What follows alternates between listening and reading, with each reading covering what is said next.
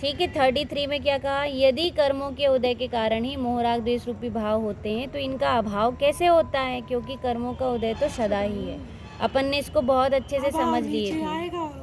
हाँ, एक अज्ञान और ज्ञान, यदि क्या लगा दिया जाए इसमें, अज्ञान और ज्ञान। यदि अज्ञान है ना, तो अज्ञान, यदि उदय है कर्मों का, क्या हुआ, कमजोरी, यदि हाँ, कमजोरी से अज्ञान होता है, कमजोरी से क्या होता है, अज्ञान होता है। तो अज्ञान से नया मोह राग द्वेष होता है, और नए मोह राग द्वेष से फिर क्या होता है, कर्मों का उदय आता है, और कर्म के उदय से फिर क्या होता है, मोह राग द्वेष भाव होता है, तो आश्रव बंद होता है। किसके कारण आश्रव बंद हुआ, अज्ञान के कारण। किसके कारण, कर्म के कारण हुआ कि अज्ञान के कारण, अज्ञान के कारण। जीव ने अपनी कमजोरी से ही नया कर्म बांध लिया, और नया कर्म बांध के फिर क्या हुआ है, चक्कर चल रहा है। किसका चक्कर चल रहा है, संसार का कर्म चक्र चल रहा है।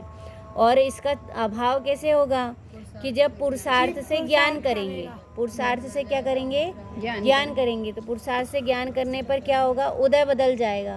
क्या बदल जाएगा, उदय बदल जाएगा, और वीतरागी भाव होंगे, और वीतरागी भाव होंगे तो कर्मोदय हीन हो जाएंगे, हीन उदय आने लगेगा। और हीन उदय होगा तो क्या होगा, कि संवनिद्रा होगी, और संवनिद्रा होने से क्या हो जाएगा, मोक्ष हो जाएगा, है ना। इसका चक्र भी अपन लोग ने बनाए थे, और विशेष आप एकता दीदी ने वीडियो भी बना दी थी इसकी, तो वो भी है आपके पास, तो समझ लेना। और विशेष नहीं समझा रहे, टाइम भी नहीं है क्योंकि, है ना।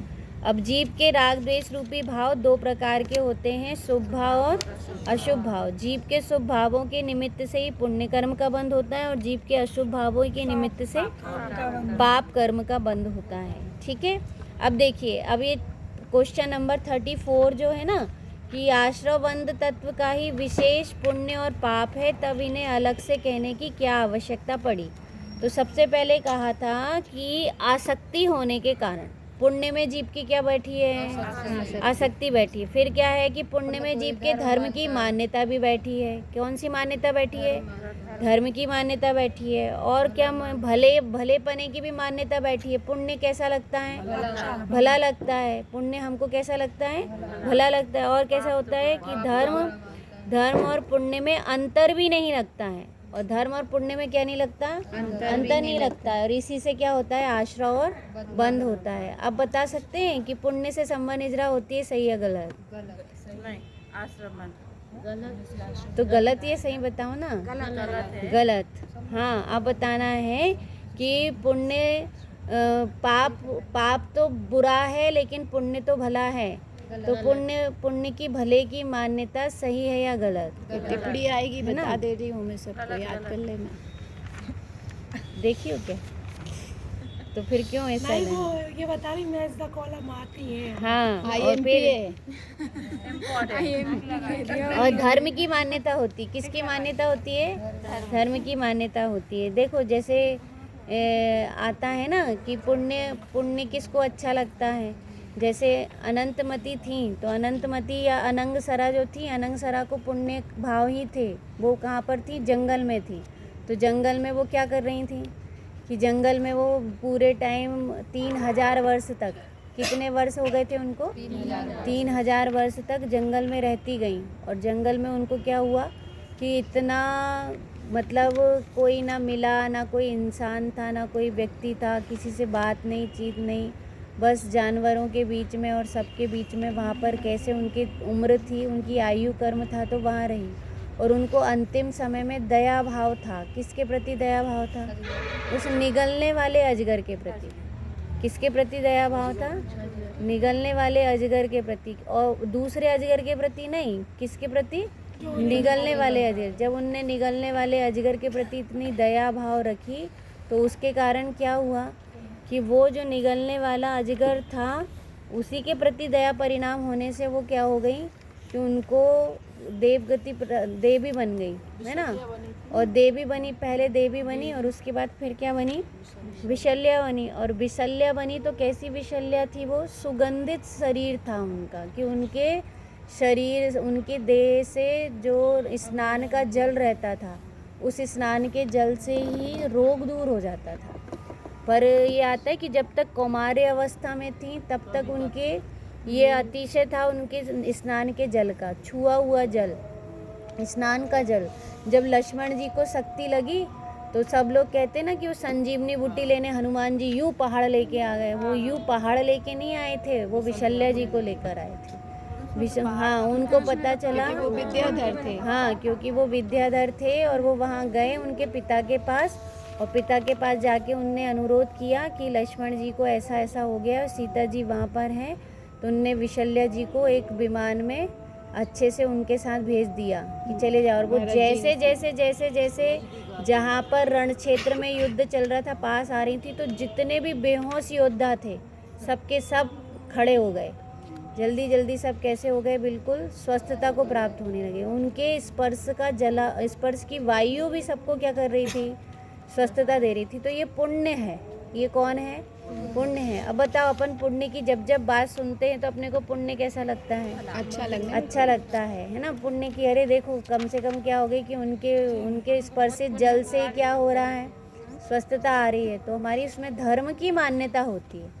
तो कौन सी मान्यता होती है, धर्म की। इससे धर्म हो रहा था कि आश्रय बंद हो रहा था, सबसे ज्यादा आश्रय बंद हो रहा था, सबसे है ना। ज्यादा इसकी लगती कि हम बहू थे, जब बड़े संघर्ष किए, हाँ। हमारी बहू को कितने राज हैं।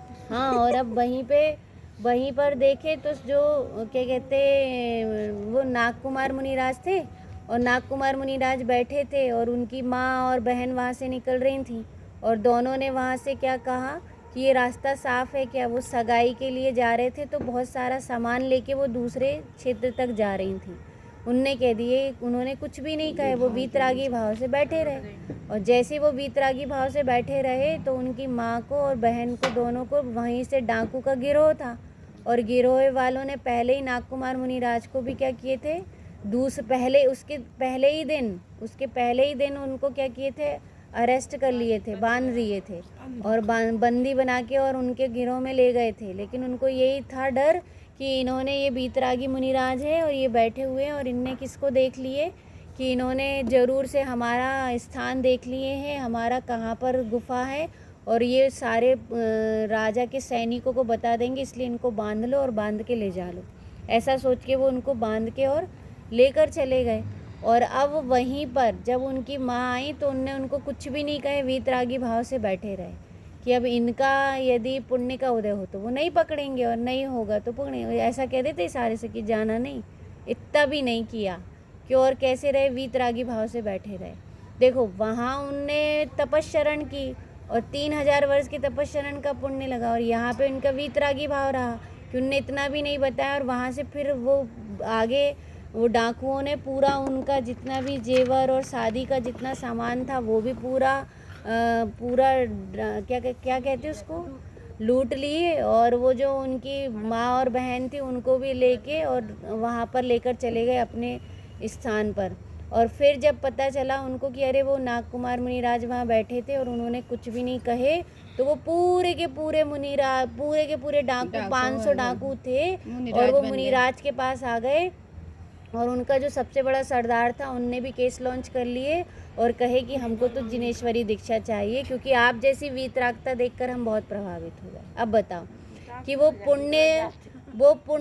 पुण्य कार्य था ना। अपन कह सकते थे कि नागकुमार मुनिराज धर्म वीतरागी भाव से बड़ा तो पुण्य भाव था, है ना। और वो पुण्य भाव से क्या करते, अपने माता और बहन को बचा लेते, पर उनने माता बहन की नहीं सोची, उनने वीतरागता रखी। और वीतरागता रखने से वो डाकू भी पलट हो गए।